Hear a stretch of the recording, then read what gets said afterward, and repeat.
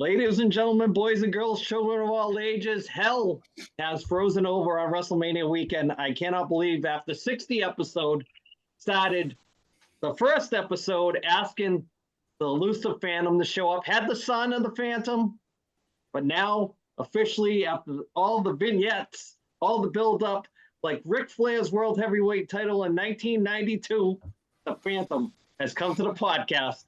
Here we go. It should be a good one.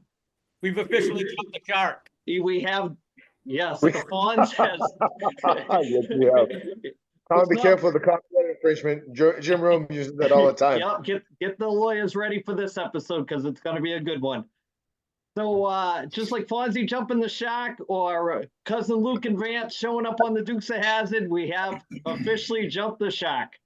So for all the pop culture references, here we go. Ed, you know how we do? How do we start this off? We're going to start off with Goonguard, goonguard.com. Check them out. Best mouthpiece out on the market today. Check them out. I'm sure one of you guys has a logo to throw behind it. I do. Here it is. Look at that. Bang. Hey, look at that. Right there. Hey, yeah. It's right there. Yeah. Right there. No right copyright there. infringement.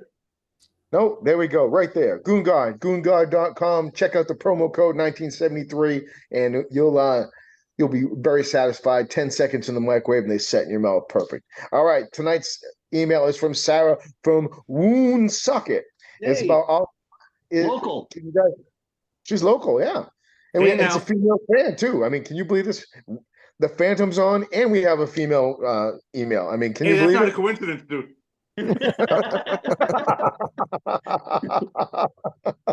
So Sarah writes in, since you guys are talking about movies, what about All Quiet on the Set and thoughts? Thomas, you want to take that? Yeah, it's something. We watched it in one sitting, really. It was on A&E a couple of weeks ago, and it did so well that they've added an episode. They're going to have a new episode on Sunday, but the thing out of that is it's ridiculous. I mean, it goes on. I imagine it probably, I hate to say it, but it goes on a lot of networks like this. But the parents, as I'm watching this, there's only one woman who was there who kind of spoke up for her kid. All these other parents, I don't know if they're chasing the glory through their kids, so they didn't say anything, but that's the thing I took out of the whole thing. I mean, and the guy, I don't know if the younger guys on the podcast know who Dan Schneider was, but when we were kids, he was on a TV series called Head of the Class. Mm-hmm. And he just worked his way up into that, and it was disgusting. Yeah, and he wasn't even the most popular kid on the show as far as the actors. And Howard Hessman was the teacher from WKRP in Cincinnati, right? Dr. Johnny Fever. So there's a deep pull right there for dropping turkeys out of the helicopter. Yeah, famous episode. Bradford, did you watch it? Yeah, man. Me and the wife sat down and watched it, and I mean, Dan Schneider is basically the Vince McMahon and Nickelodeon. In looking back at these episodes, man, that's some pretty raunchy jokes in there that he was putting on, 10, 11, 12-year-old girls. And then it's basically like when one girl would age up and hit puberty, he'd be like, oh, you're off the show. Now we're going to bring in so-and-so, and they just repeat the cycle. But, Tom, Josh Peck's father actually stood up for him. I think the guy's name was it Brian? Yes. Peck or something? Yeah. That was a flamboyantly gay, openly gay. Everybody was, was like, there's Brian, the gay guy, but he was also, diddling little boys. And Josh Peck's father was like, yo, keep that man away from my son. And literally Josh Peck's mother and Drake Bell, that's who it was. Drake Bell. Yeah. And literally Drake's mom and a legal team got together to oust the father to give basically hand over Drake to this pedophile, man. Like, Jesus Christ, man. It was insane. It's insane. Yeah, I thought the only thing it was missing, and I hope maybe they would get to it, is adding Amanda Bynes to the show just to get that wow factor to it. Just, I don't know what she's got, or, I know she's a little batshit crazy, but I think it would kind of just bring it all full circle if they were able to get an interview or some kind of soundbite from her some way, somehow. And yeah, I thought it was pretty crazy how a lot of that stuff was just hidden in plain sight for a lot of people not to, kind of catch, but catch if it ever, was, if you're in the know, and then if you don't get it. Like the Nickelodeon splash is almost the overhead view of Epstein's Island. I don't know if you noticed that. They talked Definitely. about on it. And yeah, crazy stuff. I don't know if Chris got to watch it or has heard anything about it. Yeah, no, I mean, first of all, thank you very much, Sarah, for the email. Definitely a good subject to touch on.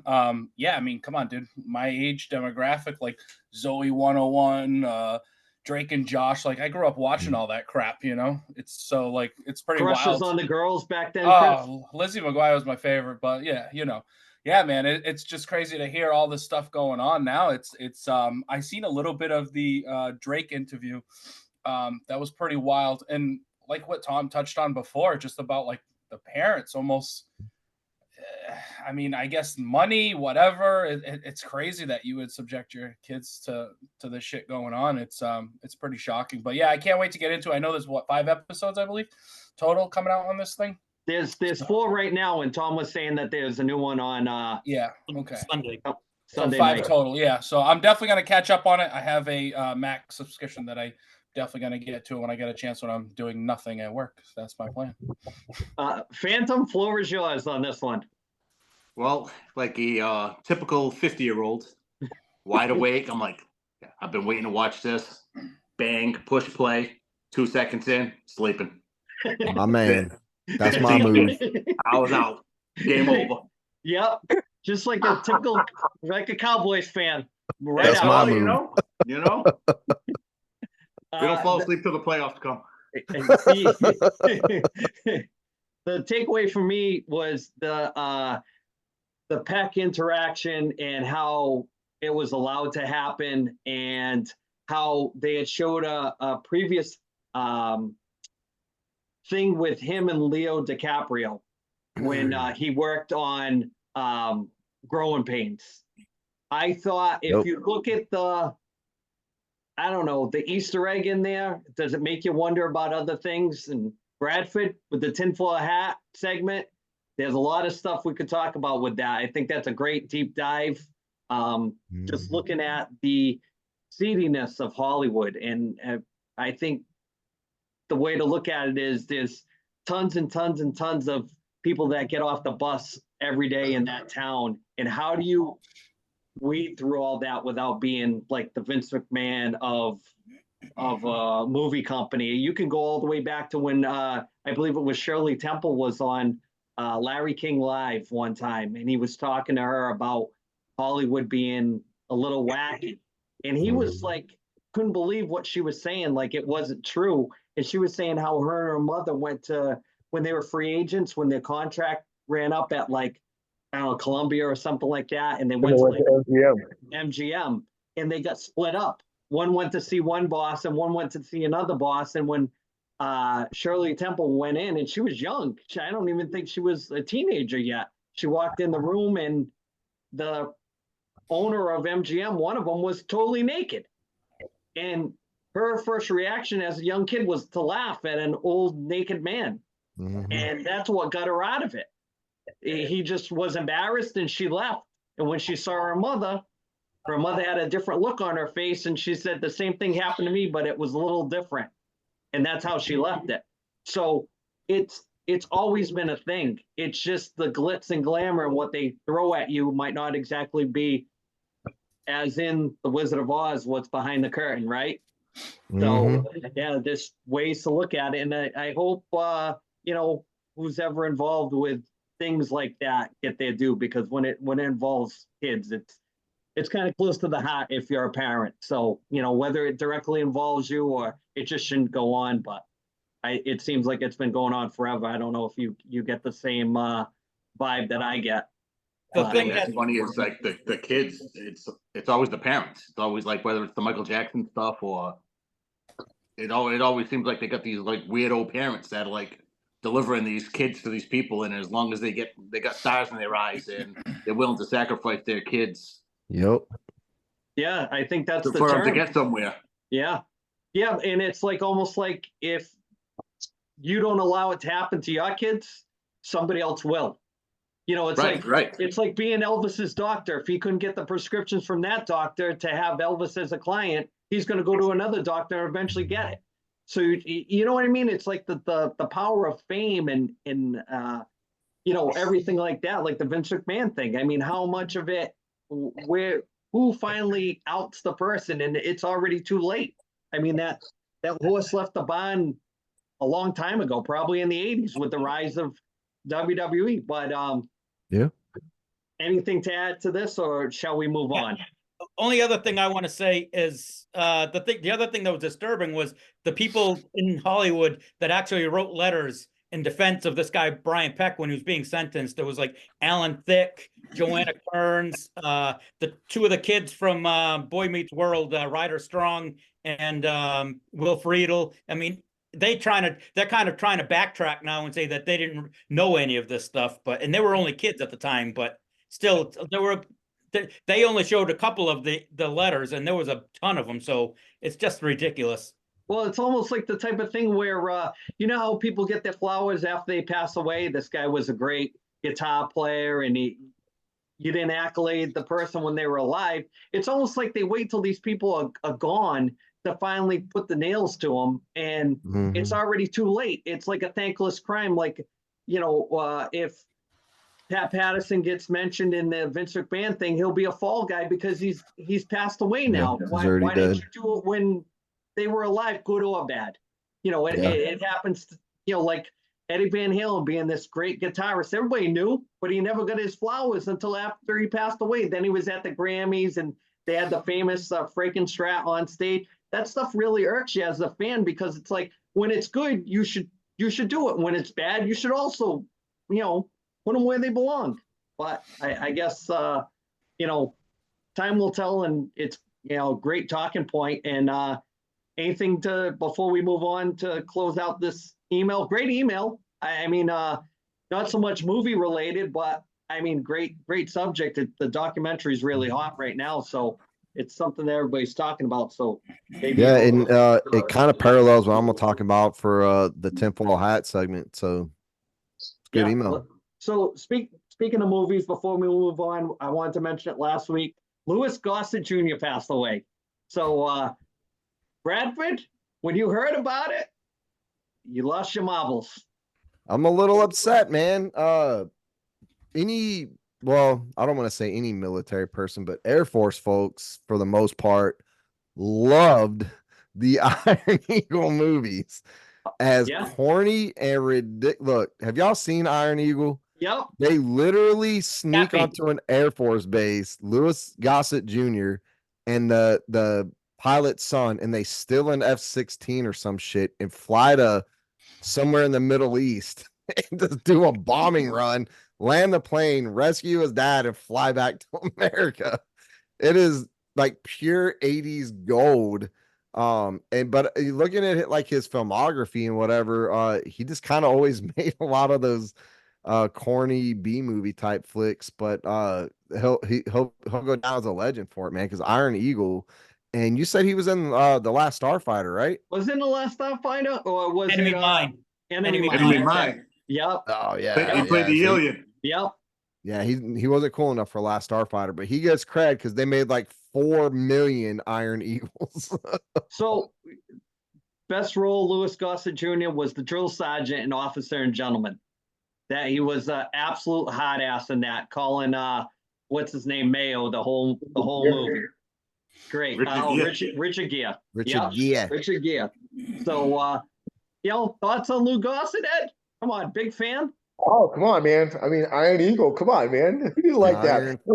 Eagle. Hey, I'm gonna fly an F-15. I'm gonna put a cassette in and fly in underneath the enemy radar. I'm gonna land the plane and pick up my dad. I mean, come on. I mean, to agree with Brad, I mean, totally an 80s movie. But great movie. I mean, Officer and Gentleman. I mean, that scene, like with Richard Gere when Louis Gossett Jr. breaks him down and pretty much, and Richard Gere says, "I got no other place to go." I mean, really, that's a kind of like one of those iconic scenes, Yeah. So- Yeah. I cried with I think I cried when you said you were coming on the podcast. Yeah, man. What a surprise to have the Phantom on. Yeah. So here we go. New things, big things, year 2. We got things going. So let's talk about, should we do shitty picks first or do some wrestling, Thomas? What do you think? Whatever you want to do. It's up to you. Let's do shitty picks. Take it All away. right. All right. Tom Shitty Picks is brought to you by Brock Street Brewing Company, located at 244 Brock Street South in Whitby, Ontario. The brewery is home to a banquet hall, an on-site restaurant, and a members-only lounge. Everything they brew is done in-house, including their sours, their lagers, and their vodka soda. They have something for everyone, so if you're in Whitby, go check them out and tell them the 1973 podcast sent you. All right. This week, it's still to be determined because this past week I took Ronald Acuna. They got rained out one day, so they lost a game there. So far, he's got 3 games left, but he's got 6 points. So it wasn't a great pick. It was a shitty pick. So this week here, I'm going to go pitching. I'm going to go with Brad's favorite team, the Texas Rangers. I'm going with Nathan Eovaldi. He's got 2 starts this week. He's going against Oakland, who I watched them against the Red Sox, and I don't think they could beat a double-A team right now. They're so bad. And he's got you watching was more than their fans. And the second game, he's got against Houston. I think if you're going to catch Houston's lineup, do it in the beginning of the season. So I think he can come out with 2 wins. So let me ask you why you picked Ronald Acuna. Didn't me and the Phantom went to high school with him, right?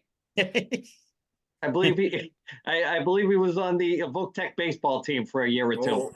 Wrong flavor. Yo, Nasty Nate, that's a good pick. That's a good pick, Tom.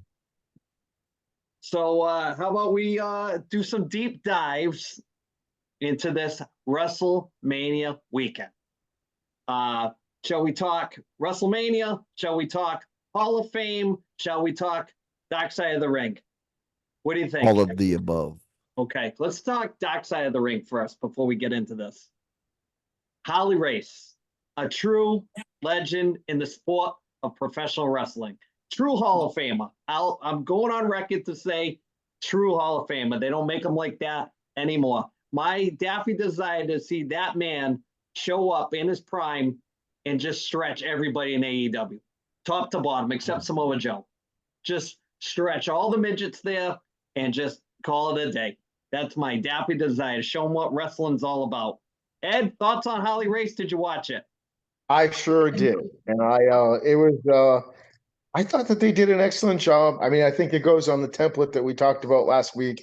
They all have home life problems, that type of thing. I mean, I think that they kind of need to almost, when they do season 6, they need to kind of move away a little bit from that. Because look, you get into the wrestling business, you're not a normal human being anyway, first and foremost. Okay. Very good point. I mean, you can't call without saying that. Okay. And then, one thing I did find really interesting, I did not realize that he trained under the Zbyszko brothers before he was pretty much 16, and he started off working at circuses and carnivals and stuff like that. And I thought that was really interesting. I mean, I really remember him, pretty much kind of around that 1983, 1984-ish. And then I remember him quite a bit with the WWE or WWF back in those days. With the King and that type of thing, So, but I mean, the thing about it was that compared to a lot of the other stars, like, the Ultimate Maniac and, Hogan and Macho Man, I mean, he could definitely talk on the mic, but he didn't have that flash that would keep your attention, there's no question that, I mean, he truly was like Flair, and he really was a 60-minute man, and he walked the walk, and back in the age in kayfabe, he never broke character. So I can really appreciate that. So, I mean, I'll agree with you. Definite Hall of Famer. There's no questions behind that whatsoever. Chris, did you watch it? I did. Me being Go ahead. being the baby of the podcast, I didn't even know who this dude was, right? But I didn't either, bro. my appreciation for wrestling and the history of it, I've seen every single Dark Side of the Ring episode. So I love hearing about it. It's actually pretty amazing. This dude was just hard-nosed badass, clearly.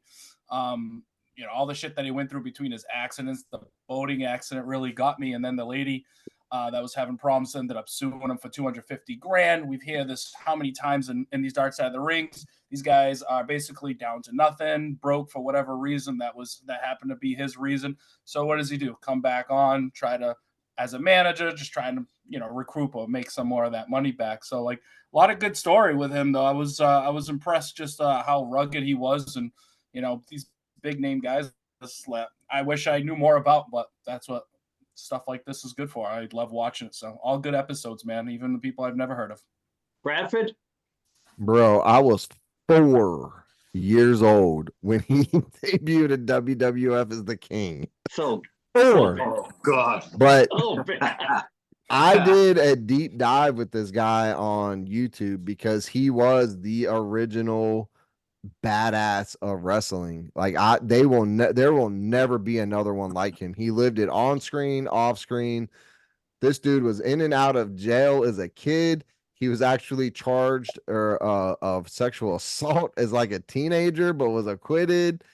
He worked the Kansas Territory back when that was a thing. The car crashes. He actually got in a car wreck in December of I forget what year, but his pregnant wife passed in that car wreck, and this guy just was always walking away from like the most brutal things in life. Elvis Presley was actually one of his biggest fans. I don't know if they covered that in the documentary. They did not. He They did broke not, his no. ankle attempting a backflip. He was one of like the first to like pull these acrobatic moves, broke his ankle, finished the match, like insisted that they finish the match, would not go to the hospital, drove 100 miles home to Nashville or whatever before he finally went to the doctor. He was drafted in Vietnam, but couldn't pass the physical because his body was so wrecked from wrestling. That's insane, right? And then Ric Flair actually credits Harley Race for putting him over at Starrcade. Ric Flair said that was the match that basically made Ric Flair, and I thought that was pretty legit, man. So original tough guy, man. Like, man, we need some more of that in modern day WWE. Phantom? What do you got? King Holly? Big fan of the LJN guy? My appreciation for Harley Race comes more as I get older. Because like when we were kids, I didn't really think much of them. Very kind of vanilla matches, but to later on find out that the guy was like a legit tough guy. And the reason why he had the belt is because if anybody was going to play in the games, they couldn't take the belt off him. It was, you go in town to town and somebody decides they're going to try you, you're not coming away with that belt. And it's like much like, a little years later with Haku, same kind of thing. You watch him in the ring, he's all, pretty decent or whatever, but like later on when you start hearing the stories that the guy was like legit tough, just kind of adds to it a bit, Not before we get to the professor, I just want to add they touched on it so little with that Starrcade 83 where Vince wanted him to show up in the WWE and not show up at Starrcade, and did that match because of how he was and what the epitome of being the NWA champion was, and how he respected Flair so much. And a lot of people think that was Ric Flair's first title reign. That was his second reign. They did a big build-up for that where they had taken the belt off of him in May of 83. And they did this whole really cool thing with Flair as a babyface all the way up to Thanksgiving. So it was a 6-month thing where Harley Race showed up in Mid-Atlantic and he put a bounty on him. And these guys were trying to take out Flair, and Bob Orton, Cowboy Bob Orton, and Dick Slater were like the two hitmen. And they were going after Flair and going after Flair and going after him, and they couldn't get him, and they were trying to beat him down and catch him. And the way the storytelling should be with wrestling was the big blow off in the cage for the reason of to keep all the guys out and they had that famous match with the camera hanging over the ring, first ever closed circuit, big pay-per-view, way before WrestleMania. So when the granddaddy of them all is not WrestleMania, it was originally Starrcade. That's, of course, I'm an NWA fan, but if there was no Starrcade, there would be no WrestleMania. Professor, weigh in. First of all, let me say I agree with the Phantom. I was never a fan growing up of Harley Race. I always thought he was a boring wrestler as a kid, but as we've gotten older, really respect him for what he did and for how long he did it for. I mean, when you look at the thing, he was like wrestling when he was like 13 or 14 years old. But some of the crazy stories they put in there where he had to travel around with a 700-pound wrestler named Happy Humphrey, and then he had to pay his dues by giving him a bath with a hose and a sponge. That had me cracking up. But then the stories that, I mean, you don't know if they're true or not, but that Trevor Murdoch was talking, that Harley Race told him about the time that he supposedly was looking for Hogan when he thought WWE was, or WWF at the time, was coming into his territory in Kansas City, and he went chasing Hogan looking for him with a gun, and then he supposedly lit the ring on fire. And then I like the story where they said he and Vince kind of got into it backstage or something one time, horsing around, and Vince tried to take him down with a single leg takedown, and I guess he ended up putting Vince to sleep. So it's just some of the crazy stories. I mean, it's sad. There was a lot of sad things happened to him in his life, but I mean, I thought it was good, but I agree. They need to get away from all these stories are the same.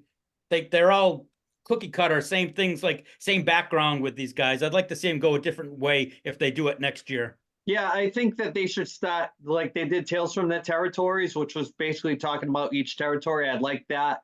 The other thing they need to get away from is the Dark Side of the Ring originally started out with like the Bruiser Brody murder, the Jimmy Snuka thing. That's the Dark Side. These are more like biographies under that umbrella, where they should maybe spin it off to a separate show, and they could do a lot more wrestlers if they went that route. And I hate when they do them after the guys pass away, because it's so much. Thank God for Jim Cornette, who's a wrestling historian, where he fills in all the gaps perfectly. He like tells you, like, not as a talent, but as like an Uber fan, which I like. And you know, if it wasn't for him being the glue to a lot of those stories, he actually should be the narrator of, I think, of most of the, you know, Jericho's there, but I think Jim Cornette does a great job as a wrestling historian.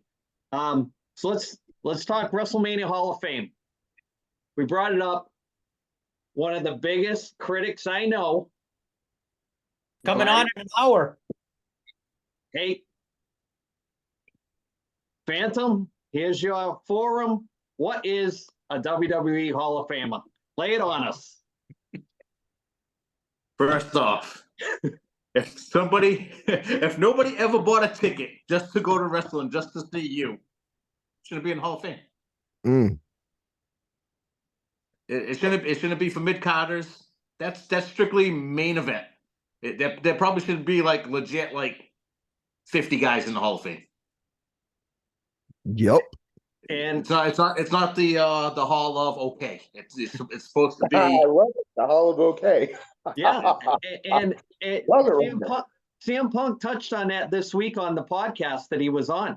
He talked about how, do you want to have a 5-star match in front of 50 people? Or do you want to be the guy that everybody wants to watch at 9 o'clock when the show starts? Do you look at the AEW thing that's going on now? They're doing everything to discredit him. And the view on wrestling is you want to make money for everybody. Going back to the NWA champion, the guy that was on top was his job to promote big cards so that everybody on the card got paid. So if you're not putting asses in seats, and there's the difference between being the greatest wrestler of all time and the biggest draw of all time. Greatest wrestler of all time is probably, you know, arguably Flair, arguably.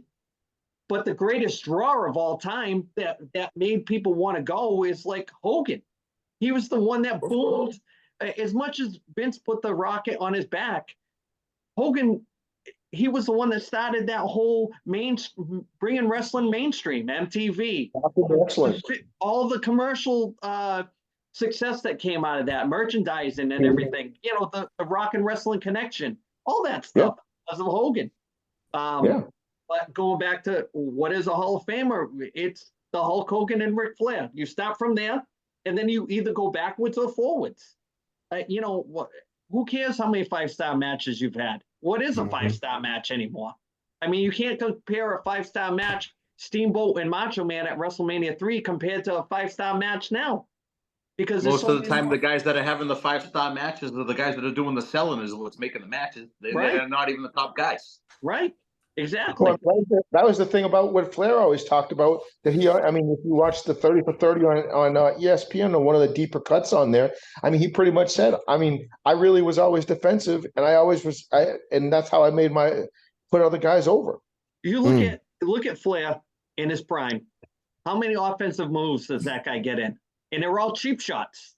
They're all cheap shots, and then his finishing move was typically the figure 4, and typically somebody would reverse it or somebody would jump in the ring and get him off of him.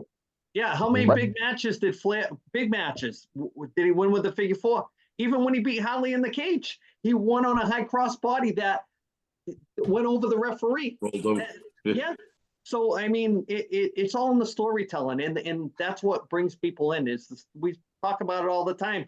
Everybody, like Edge comes on this week on AEW, and he tries to save face with the promo saying everybody loves wrestling. I get everybody loves wrestling, but the people that brought you to wrestling are not the same fans as they are now. It's a different animal. It's two totally different. You're either gonna like the storytelling and big stars, or you're gonna like, you know, independent style of matches. So I mean, thoughts on? Did anybody see the CM Punk interview this week? Yeah, what did you think? I liked it.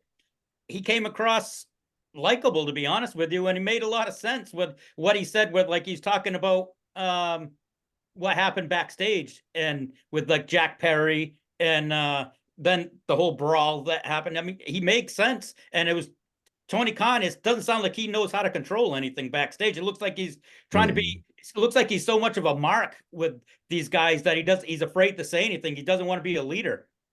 Right. And he's not a good boss. He's a rich guy playing with wrestling figures. That's what it seems like to me.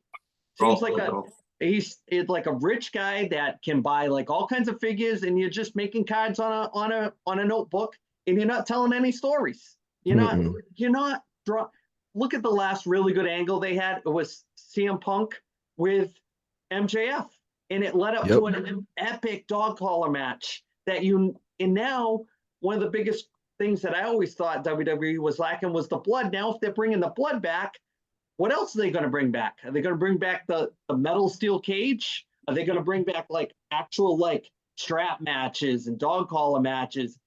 Not every week, but to blow off a storyline. Is that what I hope that's what they're building to? Because you got me, and I hope this weekend is mind blowing. Speaking of that, where is MJF?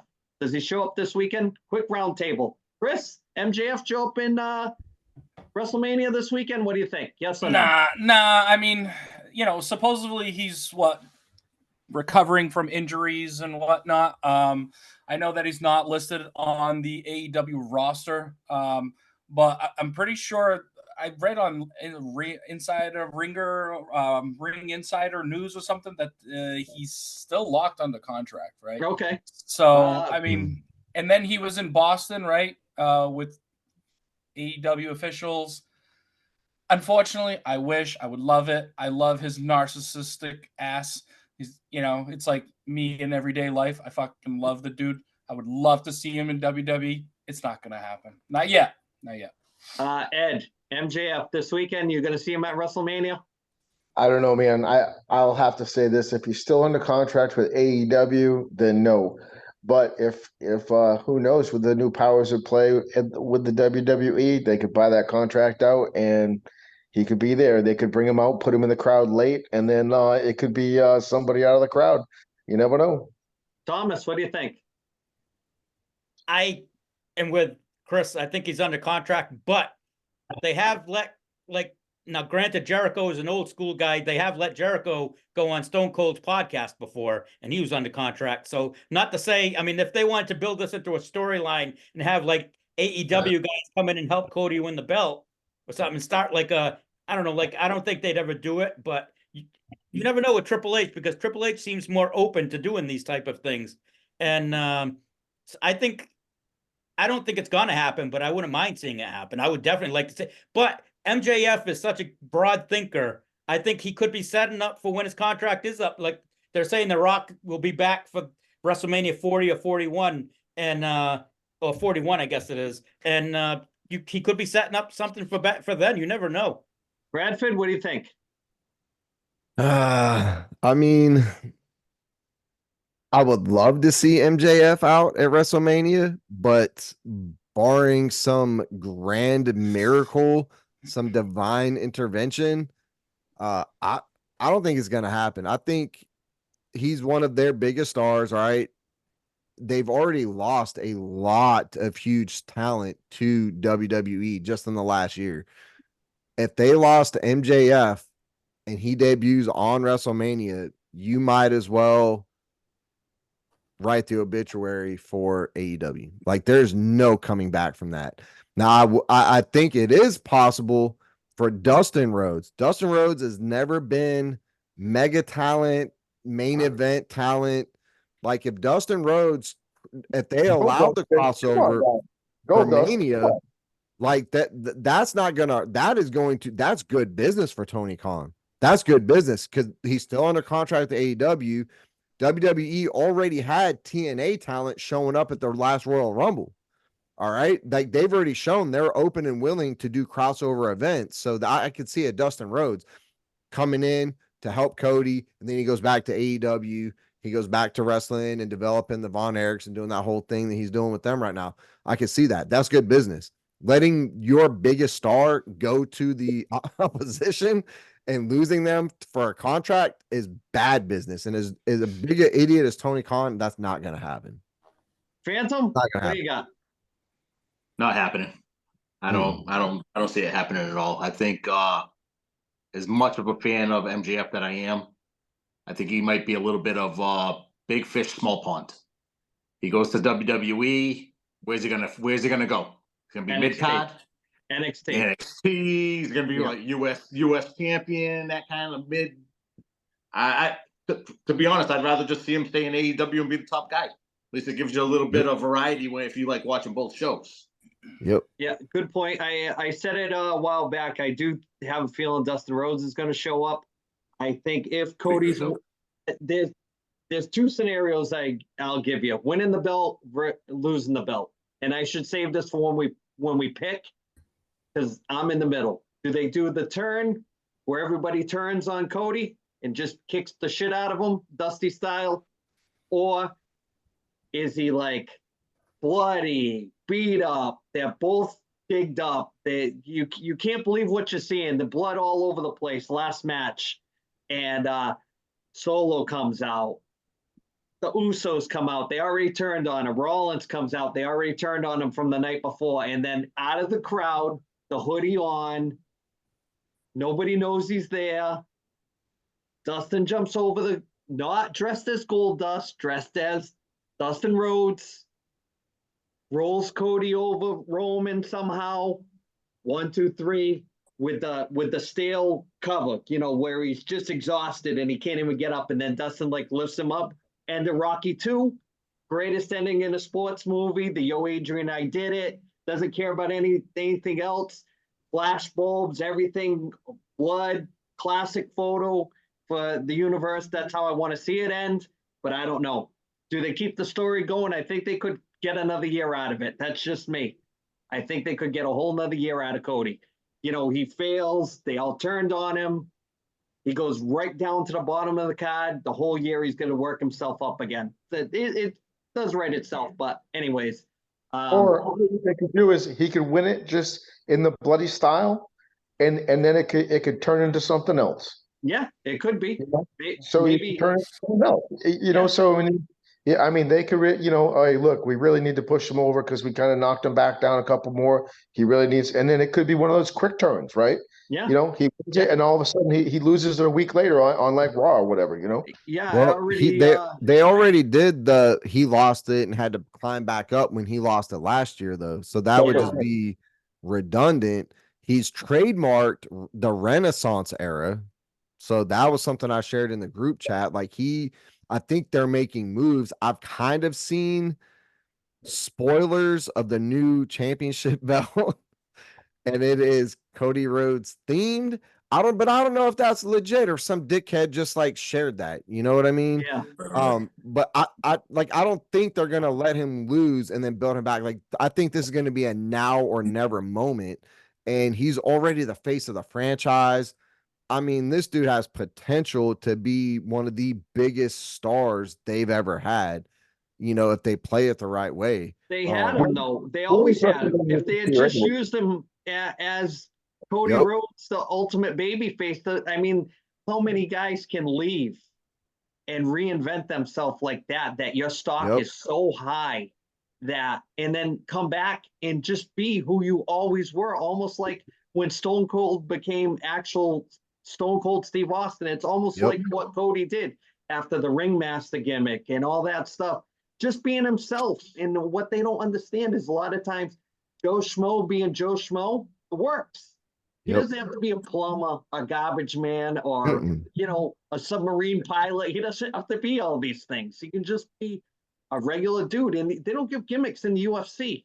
That's what I'm always talk about, the sports-based presentation. They don't give gimmicks in the UFC. You're who you are, and you create your gimmick out of a bigger persona of yourself, like Flair or Hogan. It's just yourself turned up to 11. That's it. It's not that hard. Hey, when it comes to wrestling, I think the thrill of the chase is always. I want a heel. I want a heel world champion. Yeah, right. You want to hate that guy so much that you're rooting for that babyface to finally get there, and if he doesn't get there, the money is in the chase of it. Once he gets it, then where do you go from there? Right. Roman Reigns has been the champ for so fucking long, and now there's even rumors of Damian Priest. God bless Damian Priest, man. Of him cashing in his money in the bank on Cody Rhodes, and I'm like, get out of here. Nobody wants that right now. No, cash in on Seth Rollins, yes, 100%. Chris. No, I do. I want that. That's exactly what I'm hoping is going to happen. I'm so not a Cody Rhodes fan. Never was. Blasphemy. Listen, Philadelphia Flyers fan. It is what it is. I would love to see Damian Priest. I love Damian Priest. Something needs to happen. He needs to get out of that group, and he needs to win the belt. The guy's amazing. I love his character. I love everything about the dude. I'd love to see him as a heel champion. So, but you know why you like Damian Priest? Because he looks like a wrestler. He looks like a wrestler should. Somebody that if you ran into, you'd say like, oh yeah, that guy's a wrestler. Not some guy that you're bigger than, and his brother, that all they do is 17,000 super kicks and kick out of everything. You know what I'm talking about? Yo, hot take, Judgment Day implodes at WrestleMania. Yeah, probably. I mean, everything has a shelf life with those runs, right? Yep. It's happening. So let's talk WrestleMania picks. Let's get some picks in. Thomas, you got the card? Let's start just Saturday, go from the bottom card to the main event. All right. This is the order that I have right now that they supposedly are doing both nights, but night one. Wait, hold on. Thomas, you got to say card subject to change. You're an old school fan. Come on now. Card subject to change. Match one for the WWE Women's Championship. Oh, Becky Lynch, you lost me. You lost me already. Ripley. Brad. I'm surprisingly, I'm not a fan of Becky Lynch. Like, she had her time. She's old school. I actually really enjoy Rhea Ripley for a lot of different reasons. Watching her wrestle. That a boy. She will retain the title. There's no way Becky Lynch can beat Rhea Ripley. Could body slam any one of us on this podcast. Like, she's that's not even believable for Becky Lynch to win that. Would you let her body slam you with clothes on or off? Clothes off, thumb in. What a guy. What a guy. Chris, what do you think? Yeah, no, the Ripley's got to keep that. Becky, you know, the whole man persona, that run is come and gone. She Yeah. needs to figure it out, switch it up. I don't know if she still is relevant. Maybe Seth Rollins has a little bit to do with that. I don't know. I don't see the pop as much as it used to be. Ripley's just on fire right now. She's a beast. Like, what a physical specimen. Absolutely. She's going to take that. Phantom. Definitely going Rhea. She's by far, I think, their best woman star. She's definitely I think she's definitely going over for sure. Yep. Ed? I'm gonna go with Rhea, but I really don't care. Good answer. To tack on the Ed, when the fandoms women comment, matches come on, do you shut off the volume? I just turned the channel. Andy. Just being So I'm going Rhea Ripley. I think that's the clean sweep. Tom, you picking Rhea Ripley too? I am, and I'll tell you one thing though. My sister, I mean, not my stepdaughter, actually wants to get the pay-per-view because her favorite band is going to be there live doing Rhea Ripley's intro, Motionless in White. So she actually wants to get it just to see the band, which I told her they're only going to be there for like 2 minutes. But Well, at least you get to reap the rewards of it. So if you're gonna get it, it's for podcast purposes. all right, Bro, just sign up for Peacock. You can watch it. It's like $10 a month. Watch it on Peacock. second Yeah. match of the night is the 6-pack ladder match for the tag team championship. Awesome Truth versus New Day versus A-Town Down Under versus the New Catch Republic versus DIY versus the Judgment Day. Brad. I love the New Catch Republic. I wish those guys would win. I don't think they will. I think it's going to be Awesome Truth. All right. Chris. Yeah, Awesome Truth right now, for whatever reason, they're kind of shooting up the ladder. That to me, that's way too much of a tag team extravaganza, whatever the fuck you want to call that. That's just a mess. I don't care for that 6-pack shit. That drives me nuts. Not even excited for it. You know, I'll just say Finn Balor and Damian Priest are gonna lose the titles. We'll go with that. Yeah. Okay. Phantom. That's when I'm gonna go grab a drink and go have something to eat. That's I hate the big mixed tag style stuff. Too much. I'll go Awesome Truth as well, I guess, and garbage. All right. Ed. I'm gonna pile on to what Ryan just said. Look, that's even worse than the women's championship match. I definitely just changed the channel. Look, if it's a tag team championship, it needs to mean something, and it's just I would My rather man, sit right there. Good call, Ed. Thank you. You're welcome. I'm going because I heard a stat the other day that was dropped subtly. Kofi Kingston has never won a match at WrestleMania, so I'm going New Day on this one. I'd like to see that. I'm going to go with the new team. I think they really, really like Pete Dunne backstage. I think New Catch Republic's going to take that. But I agree. If they need to bring back the Money in the Briefcase match, I think they started that match, I believe, in this WrestleMania. I don't know why they ever went away from it, but that's for another day. The third match is another one kind of I'm not very interested in. Dragon Lee and Rey Mysterio versus Santos Escobar and Dominic Mysterio. Brad. Bro, they trying to make the LWO a thing. And look, me and the boy, we love Viva La Raza. All right, we are getting into it, but it's not that exciting. At any rate, I think Rey Mysterio, whether it's Dragon Lee or Carlito or as of SmackDown, it could potentially be dang, what was his name that came over from AEW? I'm drawing a blank right now. Andrade, yeah, it could be Rey Mysterio and Andrade for that match. And I think whoever Rey and his partner will win that for sure. Chris. This WrestleMania card is not seeming that exciting day one, but I mean, I guess it's just so easy and fun to hate Dirty Dom, so I hope he wins. All right, Phantom. I am also going Dirty Dom. He is the only one wrestling in that match that's actually relevant today. All right. Absolutely. Ed? This is boring.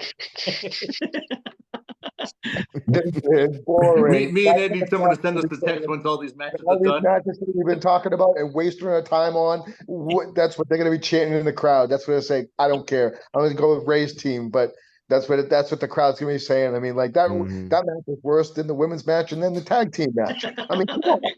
So Ed, so you're It's saying a slow burn. It's a slow build. Yeah, it's a slow burner, dog shit. Is this the Saturday free for all?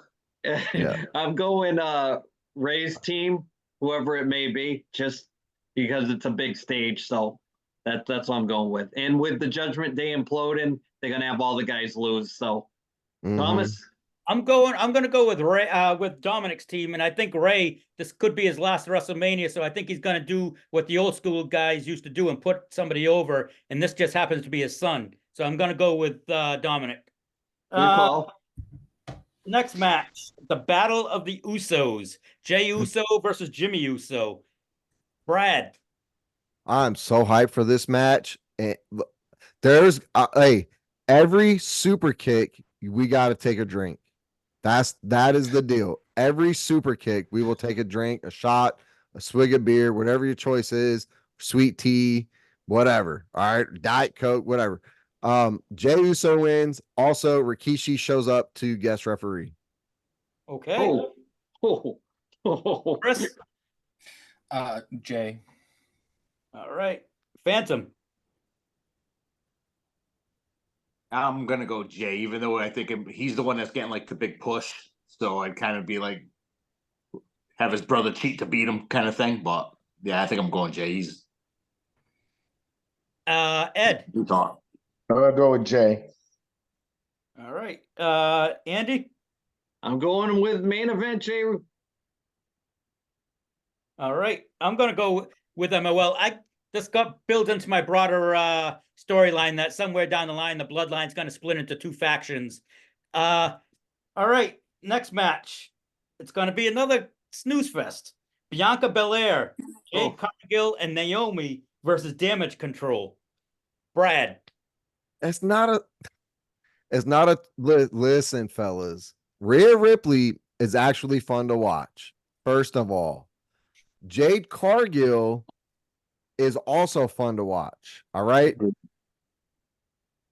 For that, I think WrestleMania, this is going to be a night of factions being dissolved. I think they're going to beat Damage Control. There's no way you have these three jacked up women lose to Damage Control. There's no way. There's no way. Chris. Yeah, let's go with Bianca. All righty. Phantom. Jade Cargill. It's the start of a big push. Big push. Ed, that's your girl. It is. I'm gonna have to go with her, but I'm also gonna say that this whole card up until this point has been pretty much Damage Control. Andy. I can't follow that without saying I agree 100% on that segment, Ed. I mean, like, who put these matches together? Seriously, come on. And I've got to go. They're bad, but I'm not switching over to AEW. Yeah, that's true. All the AEW stars in WWE anyway. There's no way they can have Jade Cargill lose in her first WrestleMania where they're building her up so much. So I'm going with that team. The next match I think could be a show stealer, in my opinion. Sami Zayn versus Gunther for the Intercontinental title. Ooh. Brad. Ooh. Man, I want Sami Zayn to win this one so bad. I don't think Gunther's a very likable guy. He does. He's a villain. He's a heel, but he's like the modern day Harley Race. Gunther. To me, when I watch Gunther, minus the chest slaps, because he brings the heat with them, with the slaps, but he's kind of, to me, he's boring to watch, dude. Sami Zayn is fun. So who's your pick? Sami Zayn, man. All righty. Chris. Sami Zayn's too fruity for me. freaking fruitcake. I'm not a fan whatsoever. Not to say that I think Gunther should continue holding on to this Intercontinental title. It's getting a little annoying, but Gunther will take it. Gunther. All right. Phantom. Sami Zayn, Sunday morning, gonna be very sore. I'm going Gunther. All right. Ed. I'm gonna go with Gunther. I mean, why are they gonna if he's still carrying the torch, they're not gonna have him lose it. So AC. I am going with Gunther. He's old school as it gets nowadays. He's the longest reigning Intercontinental Champion of all time, and Sami Zayn is not the name to break it. So He's no hunky, Andy. He's no hunky. You know, the self-proclaimed greatest Intercontinental Champion of all time. Gunther. I'm going with Sami Zayn because I think that this is going to be the start of a big push for Gunther with one of the heavyweight titles. I don't know which one they'll have him go after, but I think they're pushing him. If you noticed, he's kind of I don't know if they're pushing him to hit the gym because how they like those guys to actually have a little bit of a physique and not show a little bit of fat. So I think they're going to get ready to push him. Next match is the main event. Cody Rhodes and Seth Rollins versus The Rock and Roman Reigns. Brad.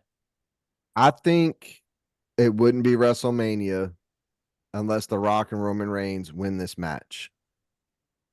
And I think Seth Rollins hurts his back or his knee in this match. All right. Chris. Yeah, we'll go with Rock and Reigns. All righty. Phantom. Rock and Reigns. So the all the chaos can happen on day 2. All righty. Ed. Finally, the great one has come back. The final boss. Who do you think? AC? Well, I think it's part of a bigger storyline that is going to culminate on Sunday night. I just think that's just part of that big build for something to happen. And don't be surprised if some mini storyline happens to inflate the next night. Like they have to do something or there's a stipulation that comes out of it because they got to leave you hanging to watch it the next day. So if the regular match doesn't get you into it, Roman Reigns and The Rock will win with some kind of dog and pony show with it. It's not going to be a clean tag match. No way. But they will win just to keep you butthurt that there's a chance that it's not going to happen for Cody. So Yep. I just saw a stat today that The Rock has only won 6 matches in WrestleMania, the WrestleManias he's been in. So this will be 7. I think they're going to win this. They're going to set up something though for what my pick is for WrestleMania for the day 2. The Rock somewhere along the line, either The Rock's going to hit Reigns or Reigns is going to spear The Rock by accident. They'll still win, but that's going to put a seed in everybody's head for night 2. So I'm going that way. So that's night 1, guys. Night 2. This is the same thing, card subject to change, but this is the match lineup as of today. Drew McIntyre versus Seth Rollins for the WWE World Heavyweight title. Brad. Drew beats Seth. Seth is butthurt. Leads to the heel turn against Cody. Damian Priest cashes in Money in the Bank against Drew McIntyre. I like it. Chris. I absolutely love that scenario. Would like to see that. So, sure. Let's go with that. All righty. Phantom. I'm going Drew. Drew's going over. All right. Heel Drew is phenomenal, by the way. He is. Yes, I totally agree. Ed. Seth Rollins. All righty. How about AC? Well, I think Brad took my scenario right from me, and I'm going to agree with him because we have the same taste in a lot of things. Except for music. No homo. You have to say no homo when you say stuff like that. Well, the Oriental Spike works for you. I'm going to go with Drew McIntyre as well. That was who way back when we were trying to decide who was going to win. I believe it was the one of the scenarios I picked Drew McIntyre So I'm going to keep going with him. I think it's time to put the belt on him where people are actually in the crowd. This is going to be his payback from the officials because he was a champion when they had no fans there. They were in the bubble. So I think he'll actually be able to do it now with fans, and doing it as a bad guy. I agree. He's 100% better than he is as a face. 100%. Well, you're going to have time to calm down after that match because the next match is going to be the Pride. Bobby Lashley and the Street Profits versus the Final Testament, which is the Authors of Pain and Karrion Kross in a Philly street fight. Brad. I'm huge on the Authors of Pain right now. I don't know why this match is in WrestleMania. Authors of Pain. All right. Chris. Yeah, I'm rolling with Authors of Pain as well. All right. Phantom. Agree with both those guys. Another stinker. Yeah. This is a reason for them to get Scarlett Bordeaux on Hey, now you're talking. All right, Ed. I'm not even gonna comment. It's that bad. Andy. Watching the frame. It's sad when the best thing about that match is the managers, Paul Ellering and Scarlett Bordeaux. That is the best thing about should that have a match. Oof. I don't even, jeez. This is a match, being that it's a Philly street fight, where, I mean, wouldn't make any sense, but if they're going to bring any of the old ECW guys out to do something, this is the match to do it. So you might see, I don't know if he's able to, if how well he's even walking right now, but Sabu, somebody like that, Sandman to come on out. But the Dudleys, Tommy Dreamer. Yeah, well, Tommy Dreamer is on. He's like head of Impact right now, so I don't know if they'd let him go. But I'm going to go with Karrion Kross and Authors of Pain only because I had to pick somebody. Time limit draw. Limit draw. Yes. Next match: LA Knight versus AJ Styles. Brad. I think they wouldn't build LA Knight up for no reason. He's going to win. Although I am a fan of AJ Styles in this one, I think LA Knight wins it. Chris? Yeah, LA Knight's getting that push right now, but I want to see my boy Styles. Let's go. All right. Phantom. Going AJ Styles. All righty. Go. Ed. Silent and profiling, baby. All righty. Andy? This is about as mid-card as WWE gets right now. This is total, back in the day, this would be the total epitome of an intercontinental title match right here. I'm going to go with AJ Styles because it doesn't seem like they like LA Knight as much as they once did. So I'll go AJ Styles. Yeah. AJ Styles because Kevin Nash hates him, and Kevin Nash and Triple H is so tight that Triple H is going to end up making him do the look at the lights. But I don't know if you guys saw it yesterday. They had the media day, and they ended up having those two get in a brawl, and it looked like it wasn't meant to happen. But AJ Styles got a bloody nose. He didn't look too happy about it. All right, next match, a three-way match for the U.S. title: Randy Orton versus Kevin Owens versus Logan Paul. Ed likes a good three-way. Especially with, I'm not even gonna say it. Okay, so I like Logan Paul. He's a great athlete. He needs to work on his selling. I don't understand why this is a three-way match For the U.S. title, right? Yeah.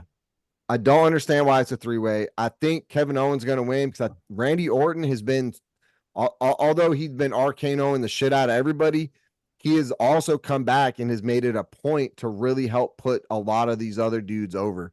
I think Kevin Owens wins this match, 100%. Chris? I'm so not a fan of Kevin Owens, especially since he stole the damn Stone Cold Stunner. Get the fuck out of here. That's not your move. And he looks terrible doing it, by the way. It drives me nuts. I don't know if it's the pot belly or what it is, but he's a man's man. He's not ripped. He's just like an average guy wrestling. But you guys got the same build, Chris. Logan Paul all day. He's the man. I love his energy in the ring. I love everything that he does. He's taking that all day. Logan Paul's the next big thing in wrestling. Let me get this straight. You're rooting against a guy that's got the same build as you because you like Logan Paul because you like Prime. Yes, there you go. Prime is delicious. I'm not even. Don't that shit is good. Ugh. I like only the blue. The strawberry banana is fucking delicious. By the way, Do you know we're looking for sponsors? So push the Prime. Phantom, who you got? I'd like to think that it'd be Randy Orton, but I don't think they're going to put a mid-card title on him, so I'll go Kevin Owens. All righty. Ed? I want to go Randy Orton, but that's under protest because you shouldn't be doing. That's 2 titles that they're having 3 different people do it. That's stupid. It's bad storytelling and it sucks. Yeah. It's almost like fucking Vince Russo is back in charge or something, or fucking Eric Bischoff or something. AC? Well, I don't like him, but I'm going to go Logan Paul just to keep the Prime and the sponsorship. yeah. I'm gonna go. I can't see them giving Orton the belt because his back is like iffy where he could go down at any point. I'm gonna go with Kevin Owens only because I think they've had Logan Paul there enough. I think he's kind of got the rub, and he gave them the rub with all the younger guys. So I'm gonna go with Kevin Owens on that one. Next match for the WWE Women's Championship: Bayley versus Io Sky. Brad. Bro, we have 3 women's matches. More than that. That is unnecessary. I don't know. Bailey. I don't know. All right. Chris. Yeah, my girl Bailey's looking thick and in charge. She's looking real good. I think she's gonna take it. And maybe you should clean your glasses if you notice this belly is kind of flattening out here. I've been doing a lot of work lately. All right, there. That's a big shirt. I think Bailey's overrated in the looks. Meet him on the ice, Andy. Meet him on the ice. All right, you picked At his age. Come on, Brad. All right, Ed.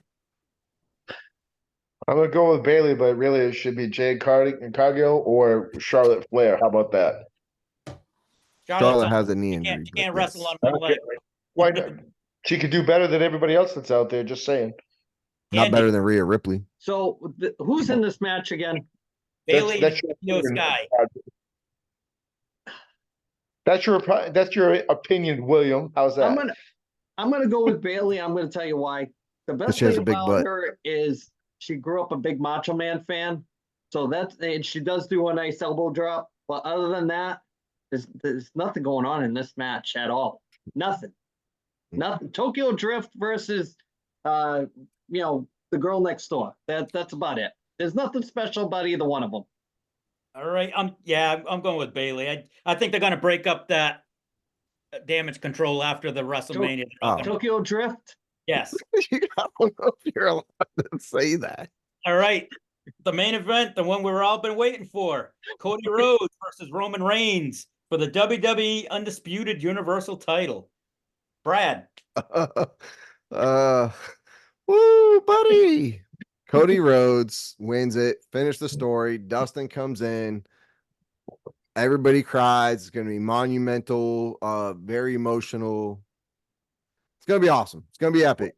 Brad, blood or no blood in that match? I think it is going to be bloody. I think this is The Rock is going to push the limits on what this match can be. And Cody Rhodes is down. If you watched last Monday Night Raw when him and Seth got whipped with the weightlifting belt, it was brutal.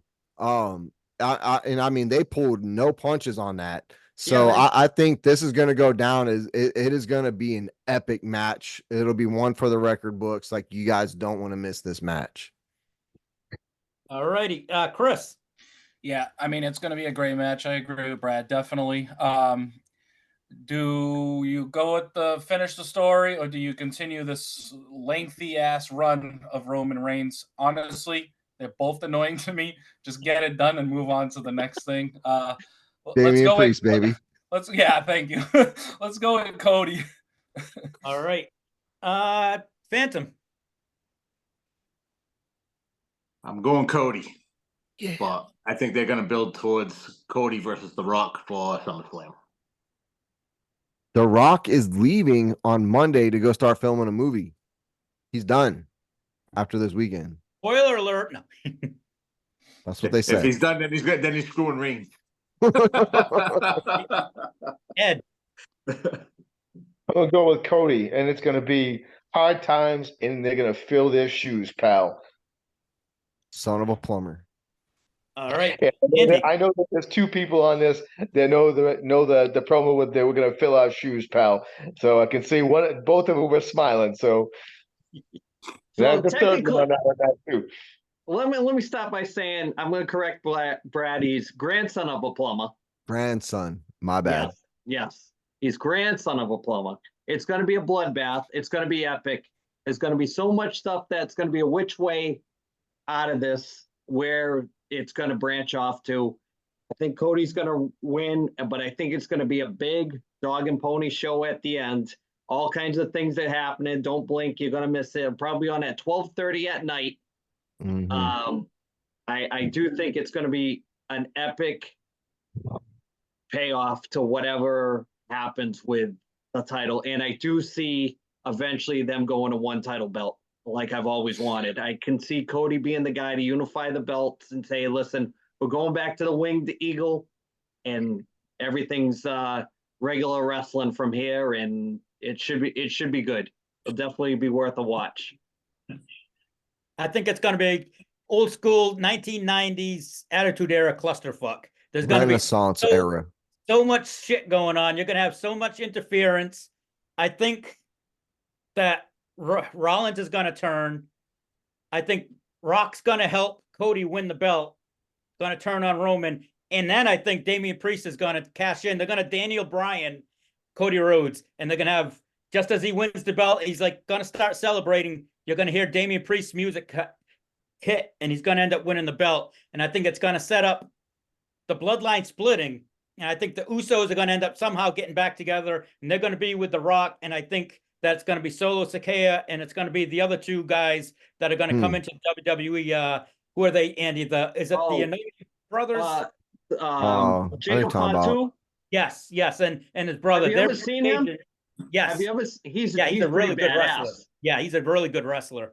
And I think it's just going to be a cluster. And then I think they're going to have Cody feud with Roman. I mean, with Seth Rollins for a while, because they already had something brewing back when Cody blew out his what was it, his shoulder or whatever it was in that match. Pec. Yes, Pec. So I think it's just going to be a cluster. But I think in the end, Damian Priest is going to win the belt. And they're going to set up The Rock and Roman Reigns for next WrestleMania. I think Damian Priest cashes in his Money in the Bank, and then you hear the glass break, fellas. And then Stone Cold comes running down the ramp, fellas. And he interrupts Damian Priest. Cody pins him, retains the title. Boom. Print it. That's it. Wow. All right, AC, that's it. All right. So I'm going to try to get this. We're not done. We got tinfoil hat to go. We got some First Street Record stuff. So let's put this on. Hopefully this weekend. I'll get it on before the pay-per-view so everybody can say we don't know what we're talking about like they always do. And, it'll probably have the best picks like me during the NFL season. So we'll put a pin in it this week for the wrestling talk. We'll see how we did. Ed actually bailed out. I don't know what happened. So maybe he had to go for a number 2 after all that wrestling talk. It's the Phantom. There must be a women's match on right now. So, Bradford, you ready to get the tinfoil hat on? You guys ready to be mind blown? Yep, let's go. So this goes back to our Hollywood talk, kind of ties in with P. Diddy and the Diddler. So Ashton Kutcher. Isn't that a Batman villain? Yeah. Ashton Kutcher is on the verge of being subpoenaed to come and testify for against P. Diddy. He is really, really good friends with P. Diddy. So back in 2001, Ashton Kutcher, before he broke big, before he was this megastar, was supposed to go on a date with this woman named Ashley Ellerin. He shows up to Ashley's house at like 10:30. They're about to go to some, after party or whatever. date night, knocks on the door, gets no answer. She doesn't answer because she's busy getting murdered by a serial killer known as the Hollywood Ripper. Now, this has a lot of undertones of like Black Dahlia, if you guys are familiar with that. Oh, Has a yeah. lot of undertones, even maybe a little bit of Marilyn Monroe, where this, Hollywood starlet, she wasn't exactly a star, but she was a part-time stripper.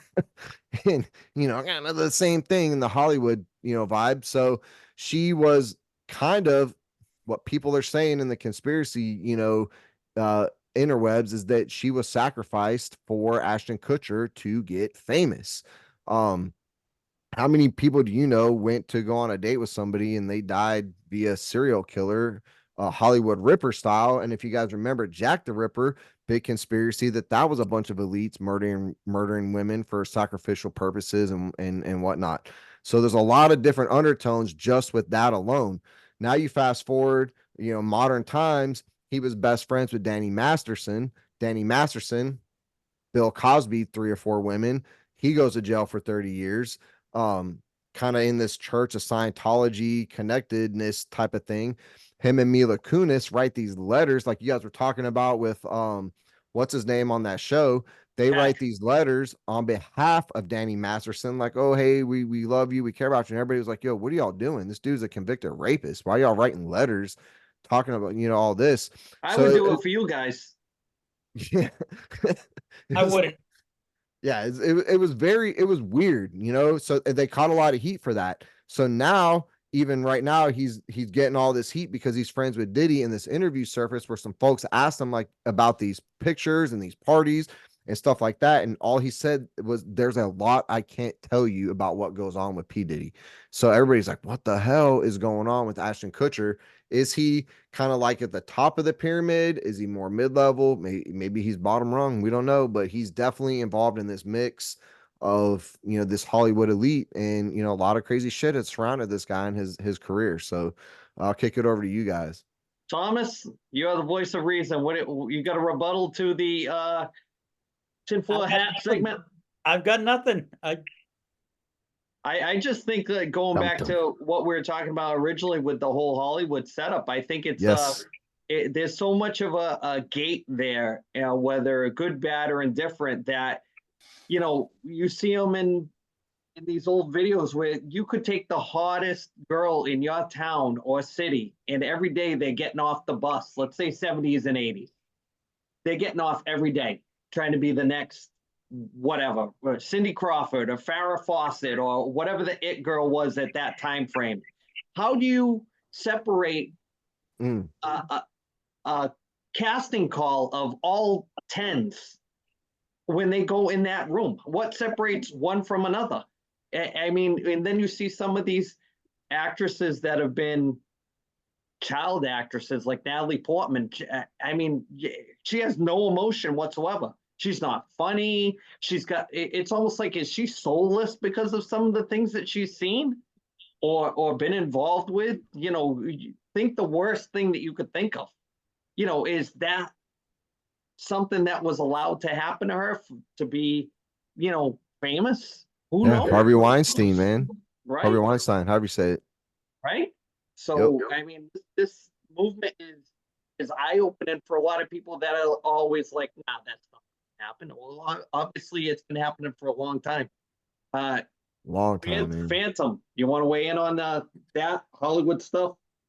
I think anything that happens in those Hollywood circles today, I'm not surprised by anything anymore. I think there's more weirdos than not. They're all coming out of the woodworks now, and the more you see, the more desensitized you get towards it, because it seems like it's everywhere, and it's not just the people that you'd be like, yeah, I think it could be this guy. It's the regular. Oh, Chris, we got phantomized. He pissed somebody off, and somebody he lost power. Maybe they're coming for us. Oh, they cut him off. They came for him. Chris, you want to weigh in quick on that, on the conspiracy theories? I'll pass right through. I'm good. Yeah, Ed, you had to clean up any of that mess? No, I'm not. I don't. I mean, that is like a steaming pile of shit, and I don't want to go near it. Yeah. So what we'll do is Thomas will pay some bills, get some Purchase Street Records involved, and we'll wrap this episode up.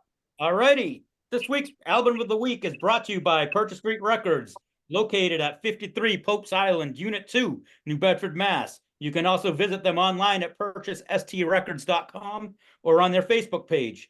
Purchase Street Records is Southern New England's largest independent record store.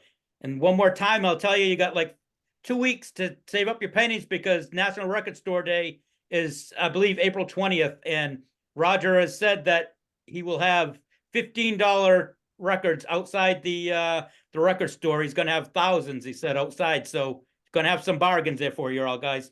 And Brad, we need probably next some time. limited edition T-shirts too. I would imagine that you can only get if you go to the store, which are pretty cool if you can grab them while he has them. Because I've gotten a few over the years, and they're really They're cool. legit. Yep. So I'll drop that in. Boom. Wonder Twin Powers activate right there. Boom. So let's do a little quick shout out. We'll wrap this up for WrestleMania weekend. I was hoping the Phantom was going to be here for this. So Chris, we'll start with you. Got anything for another week in this podcast? Nothing special going on here at home. We will shout out the Phantom since he's not here all of a sudden. I mean, I've asked for this guy since, I don't know, episode 15 or so. I've spoke Portuguese to this mofo. He finally did it. I'm so proud of you, Phantom. Thank you for gracing me with your presence. I just need to learn his real name now, and we'll be tight. Yeah. Ed, what do you got this week? All the guys down at work? I thank all the guys down at work. No, actually, it was really nice to see the Phantom. I was glad that he finally could make it on, and it was good to see him. So thank you, boys. Great as always, and I'm gonna be kind of curious to see what happens at WrestleMania, and we need to talk about that 5-on-5 fight that we didn't get to. We need to talk about The that line fight. Yeah, and we're also we need one of our fans to ship Brad a Milik street hockey ball, by the way, because he's never seen one before. Chris, you might have one of those kicking around, right? I have a couple of dozen of them in the driveway. Absolutely. Yeah, there you go. You got to ship one to Brad just so you can see how hard those are if you get hit with one in the cold. And cold. Yeah, Yes. Brad, you need to put it in the freezer, Brad. Yeah. Guys, it is like a cool 70 degrees down here right now. Like cold does not work with Mississippi. That's not happening. That's why you need to stick it in the freezer, man. Yeah. Well, Bradford, what do you got for a shout out this week? Man, I don't have a shout out. The boy is on spring break. Everything is calm on the Western Front, all quiet on the Western Front. I do want to shout out Chris. This mic is fucking legit, bro. I got it all set up. It's got this thing, his arm is back and forth, but also, hey, the Phantom's back. Been waiting to meet this guy. Glad he finally showed up. Going better shit the bed. Rookie move, Brad. Rookie move. Yeah, those edits are hilarious. Like, keep them coming. They are hilarious. We gotta keep the edits coming because I want to use them for the thumbnail for each episode. Plus, I want to drop them on all the social media things. Before we get to Tom will send us home this week.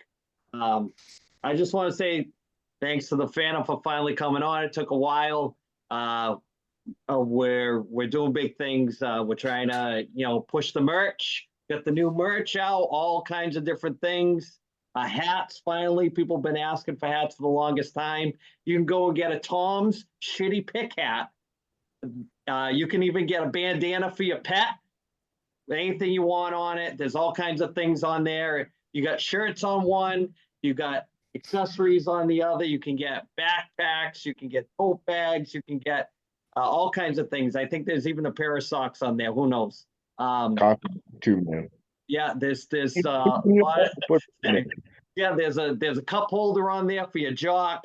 There's all kinds of things going on with that. So I want to thank definitely the Phantom for coming on. Keep the thumbnails coming. They're great. I want to kick it to the Phantom quick for a shout out before we hit it to Tom. What do you got, Phantom? Send us home with something good. I'll shout out my youngest son Austin. Today they had their first varsity game to start off the his last high school season for he's a senior, so had a hit, started at second base, had a good game, couple of plays. So I'll tell you guys, when you guys all have younger kids, don't blink, man. Next thing you know, you're gonna have a 17-year-old and a 19-year-old like me, and I'll be out of the game soon. And I look back on all these car rides and all the talks with them when they were small. Don't take it lightly. It's gonna go by fast.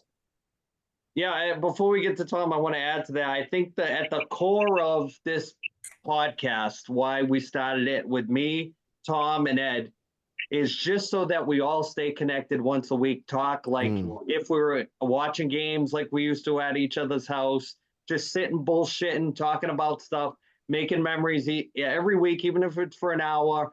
That's at the core what we're trying to do, and that's why I'm thankful that we finally got the Phantom on. So Tom, take us home. All right. I got a few birthday shout outs.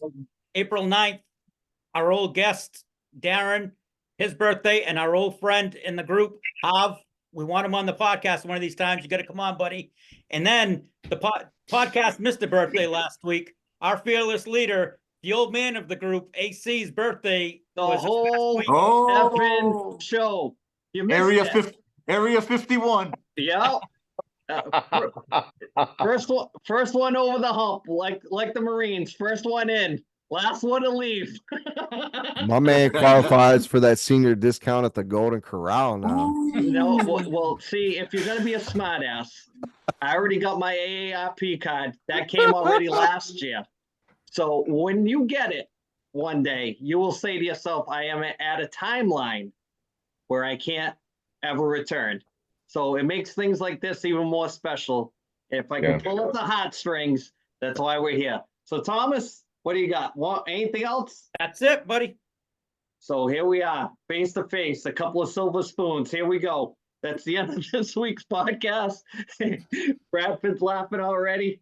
So we'll see you next week. See you next week, people. Happy Believe birthday, it, Cody Darren. Rhodes.